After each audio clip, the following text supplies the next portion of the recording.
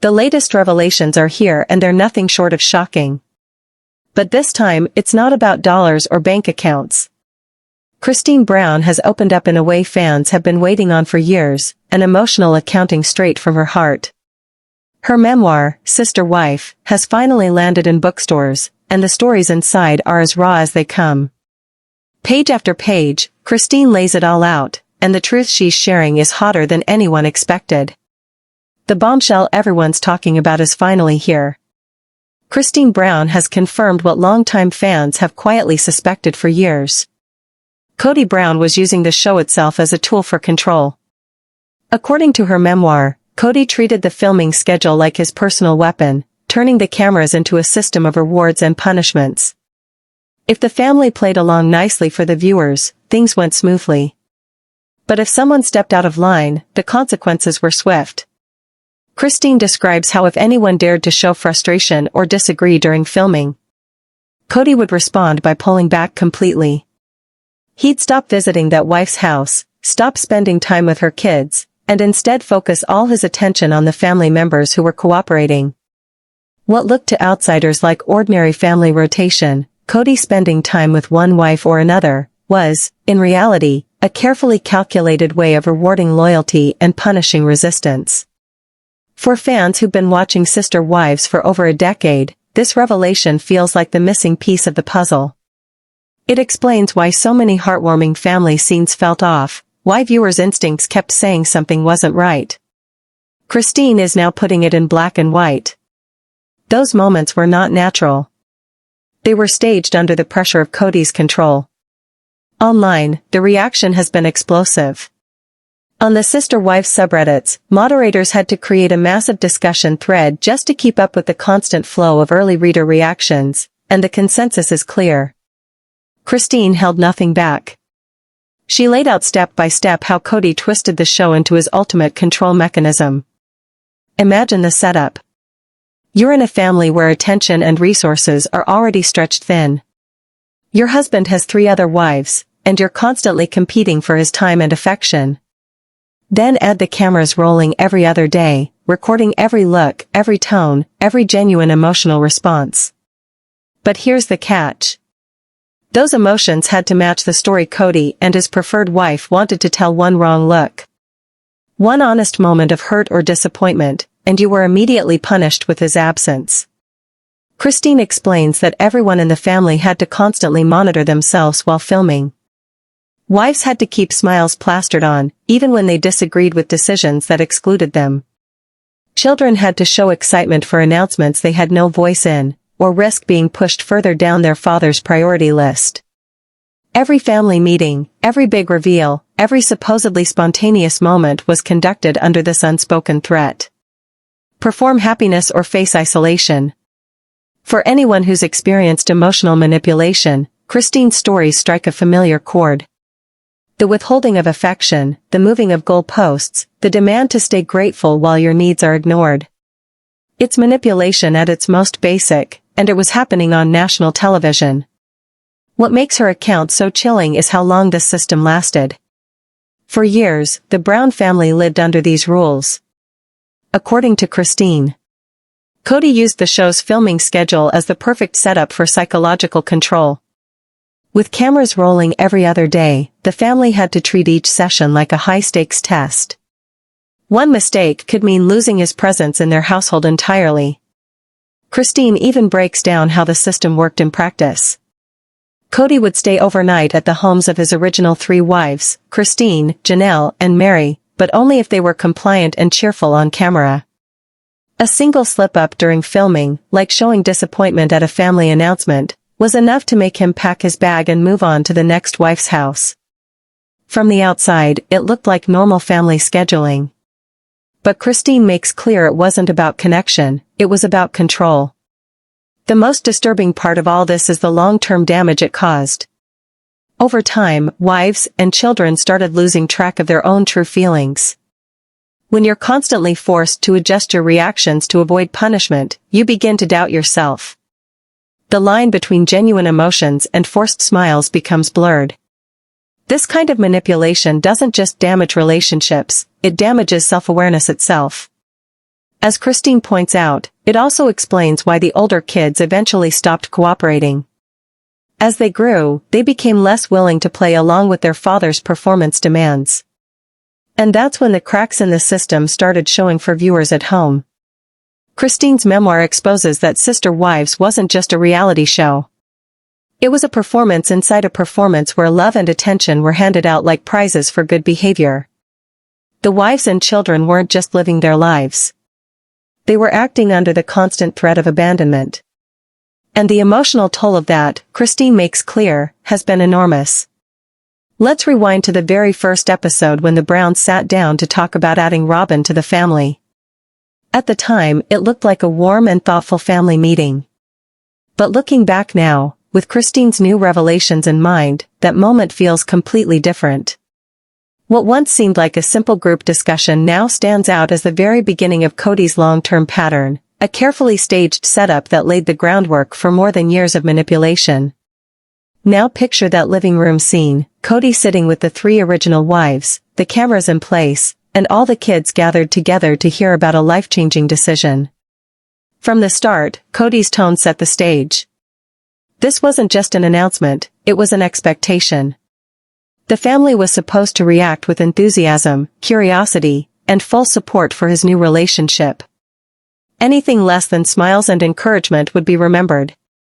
And as Christine has revealed, it often came with consequences later. Logan, who was still just a teenager at the time, jumped in with excitement about Robyn joining the family. Maddie quickly added her own supportive comment, saying it might feel strange at first, but that they'd get used to it. Looking back now, it's clear these kids had already learned the unspoken rule. Family meetings weren't true discussions.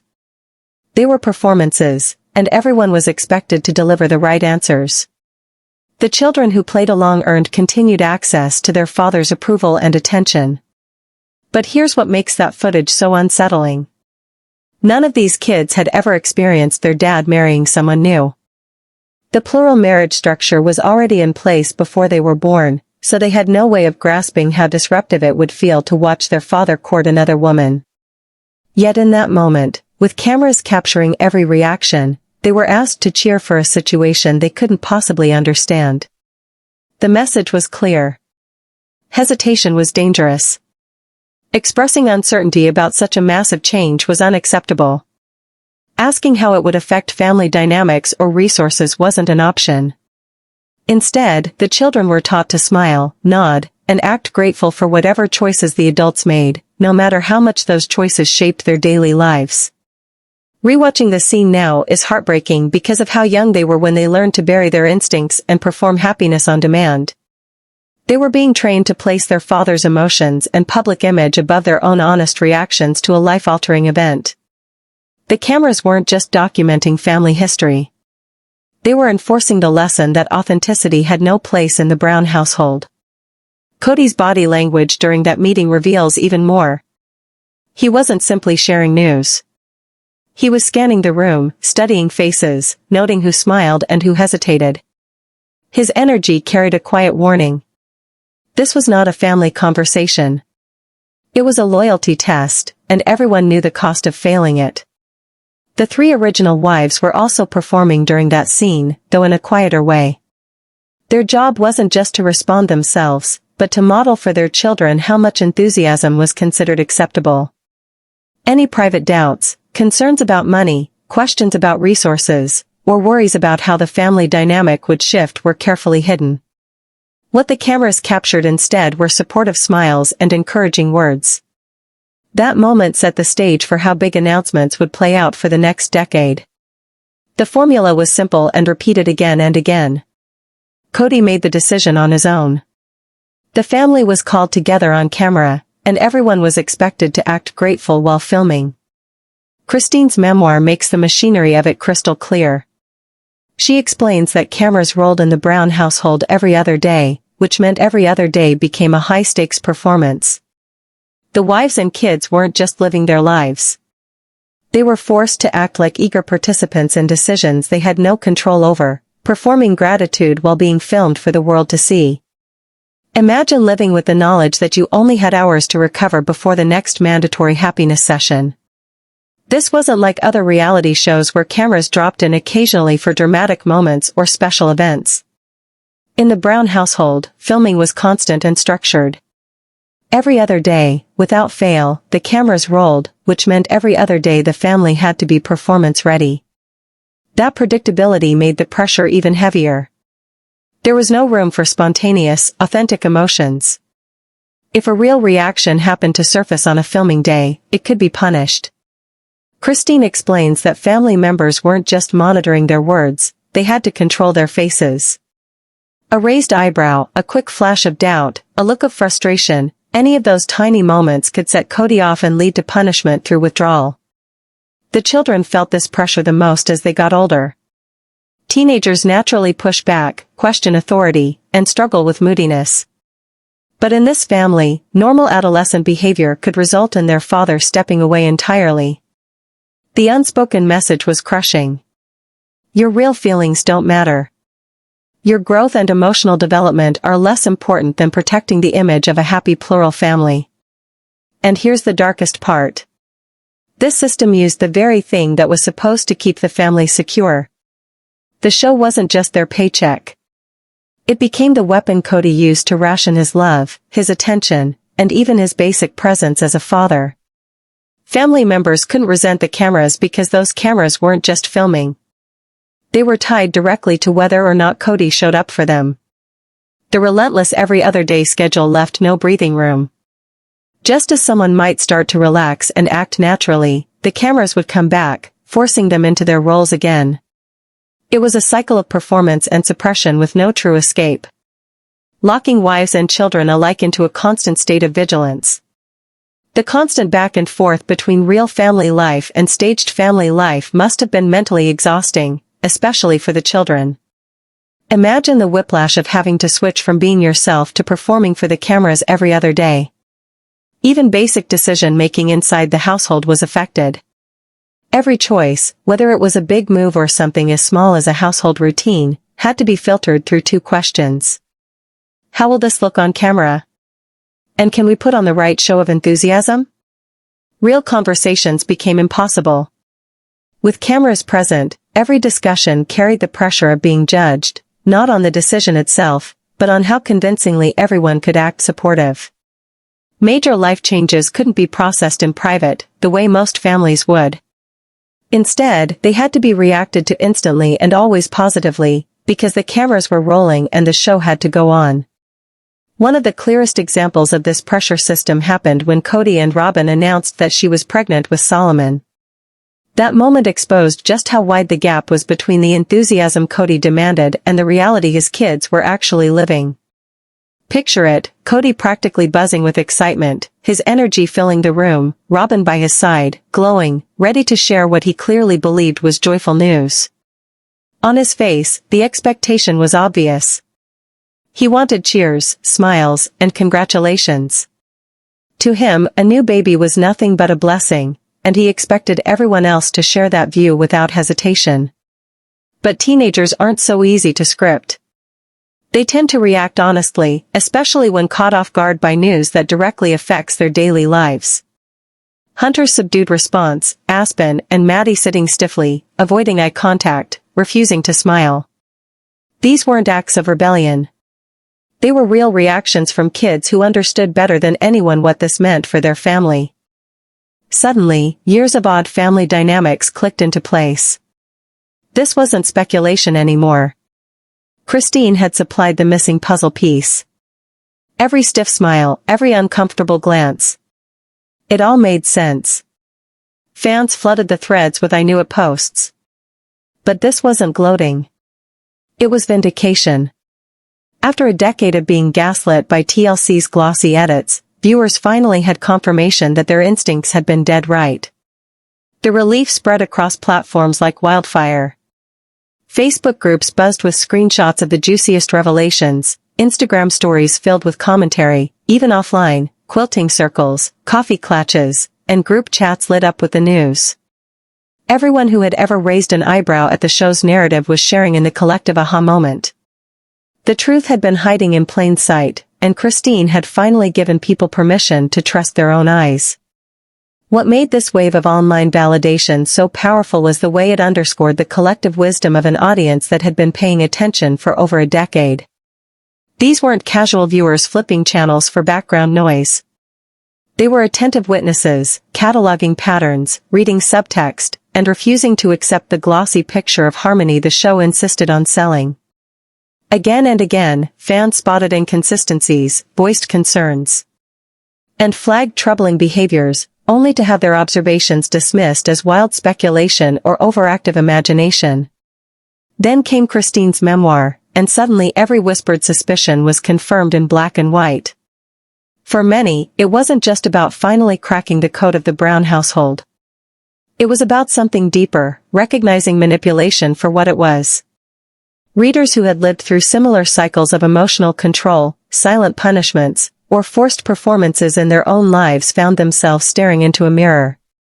Christine's words validated not only their observations of the show, but their instincts in their personal relationships. When something feels off, when the dynamic feels suffocating, when smiles look painted on, it's usually because the truth is being buried beneath performance. Christine's book gave them permission to believe their gut, and that's what made the online explosion feel bigger than just reality TV chatter. It wasn't merely analysis of a family on screen. It was a digital support network where thousands of people said to one another, "You're not crazy. You saw it too." The family members inside the Brown household had been trapped, gaslit, told again and again that their honest reactions were wrong or inappropriate. But outside those walls, millions of viewers had been quietly compiling evidence. Christine's memoir turned that quiet conviction into a chorus, affirming that authenticity is never the problem. Manipulation is. One scene in particular stands out in hindsight, carrying new weight now that Christine has revealed the cost of truth-telling inside that family. Rewatching the moment she confronted Robyn about hiring a nanny feels almost like watching someone walk into battle, fully aware of the retaliation, waiting on the other side. Cameras were rolling. The family was lined up for what should have been another carefully managed interview. And then Christine broke the unspoken rule. She let raw emotion cut through the script. Her words were simple but devastating. "It was really difficult for me when you got a babysitter because my first thought was, why aren't we good enough? Why don't you trust me with your kids? Why wouldn't you ask me first?" There was no performance in her tone, no plastered smile, just pain, direct, honest and unmistakable. And in that honesty, Christine shattered the illusion Kody had worked so hard to protect because under Kody's performance code, wives weren't supposed to question Robyn. They weren't supposed to display hurt or draw attention to the growing cracks in the so-called sisterhood. Christine had broken every rule. She wasn't affirming Robyn's decisions. She wasn't performing gratitude. She was saying out loud what everyone else had been told to swallow. Robyn didn't want partnership. She didn't want equality. She wanted control, and Kody was willing to enforce it. Robyn's reaction was immediate and telling. The barely audible, "Are you serious right now?" paired with a look of absolute disbelief, said it all. This wasn't just irritation at Christine's words. Suddenly, years of odd family dynamics clicked into place. This wasn't speculation anymore. Christine had supplied the missing puzzle piece. Every stiff smile, every uncomfortable glance. It all made sense. Fans flooded the threads with "I knew it" posts. But this wasn't gloating. It was vindication. After a decade of being gaslit by TLC's glossy edits, viewers finally had confirmation that their instincts had been dead right. The relief spread across platforms like wildfire. Facebook groups buzzed with screenshots of the juiciest revelations, Instagram stories filled with commentary, even offline, quilting circles, coffee clutches, and group chats lit up with the news.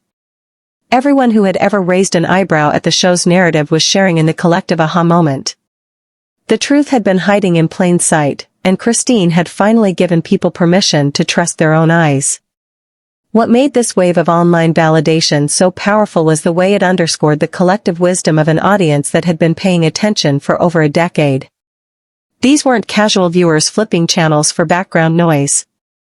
They were attentive witnesses, cataloging patterns, reading subtext, and refusing to accept the glossy picture of harmony the show insisted on selling. Again and again, fans spotted inconsistencies, voiced concerns, and flagged troubling behaviors, only to have their observations dismissed as wild speculation or overactive imagination. Then came Christine's memoir, and suddenly every whispered suspicion was confirmed in black and white. For many, it wasn't just about finally cracking the code of the Brown household.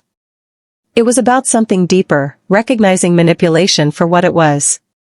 Readers who had lived through similar cycles of emotional control, silent punishments, or forced performances in their own lives found themselves staring into a mirror. Christine's words validated not only their observations of the show, but their instincts in their personal relationships. When something feels off, when the dynamic feels suffocating, when smiles look painted on, it's usually because the truth is being buried beneath performance.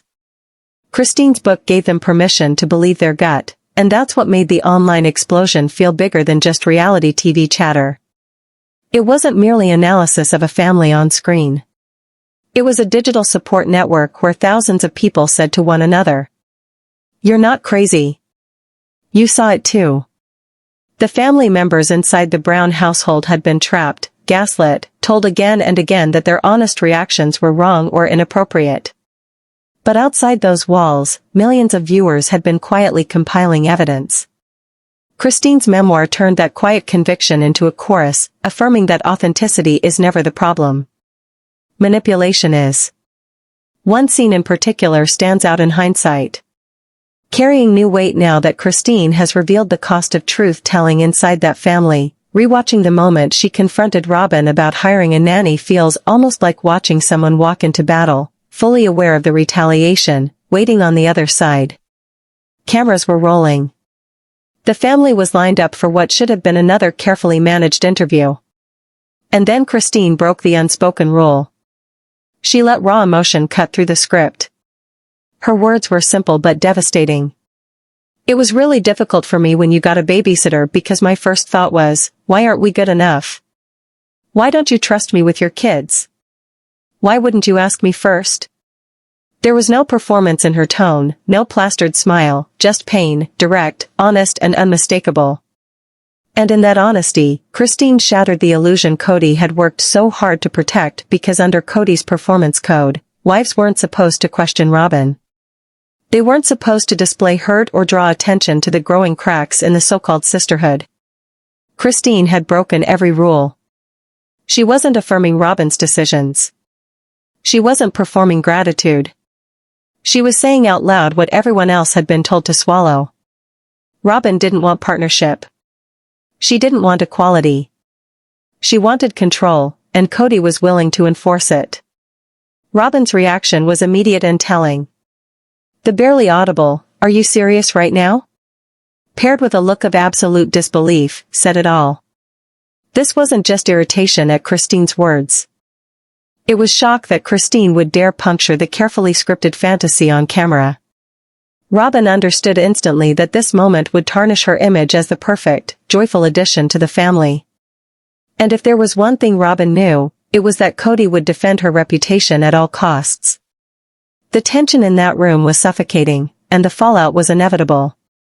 Christine has since made it clear how the punishment system worked. Step out of line during filming, and Kody vanished. He would withhold his presence, his attention, his fatherhood, turning his absence into a weapon. For Christine, speaking her truth almost certainly meant weeks, maybe months, of being frozen out. Her children left to wonder why their father had once again disappeared. Looking back, Christine's confrontation wasn't about a babysitter. It was about the deeper betrayal simmering under the surface. Robyn's decision to hire a nanny wasn't just logistical, it was symbolic. It represented her refusal to build genuine bonds with the other wives to create the interdependence that plural marriage supposedly required. Christine's question, "Don't you want a relationship with me? Don't you want a relationship with a sister wife?" wasn't about childcare. It was about the entire foundation of their family. And when she whispered, "You're never going to need me," the heartbreak was palpable. That one sentence carried years of exclusion, of being sidelined, of watching herself and her children rendered unnecessary in their own home, Christine wasn't mourning the loss of babysitting duties. She was mourning the loss of her role, her worth, her place in a family that had been restructured around making one woman indispensable while everyone else faded into the background. What Christine was really pointing out wasn't just a disagreement over a nanny, it was the systematic erasure of her role, the slow dismantling of what it meant to even be a sister wife in that family. But as devastating as Christine's exclusion was, the most chilling revelations in her memoir have nothing to do with the adult women who at least entered this arrangement with some measure of choice.